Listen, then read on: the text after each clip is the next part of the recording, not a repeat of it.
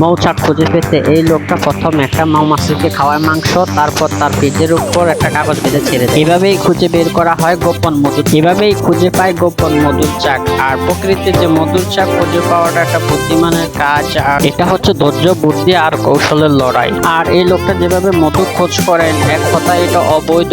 আর সে প্রথমে একটা মৌমাছি ধরে, আর সেই মৌমাছিকে খাওয়ায় একটা মাংস, আর এটা কৌশলের প্রথম ধাপ। আর মৌমাছি যখন খেয়ে সন্তুষ্ট হয়, তখন সে বাসায় যাওয়ার জন্য প্রস্তুত হয়।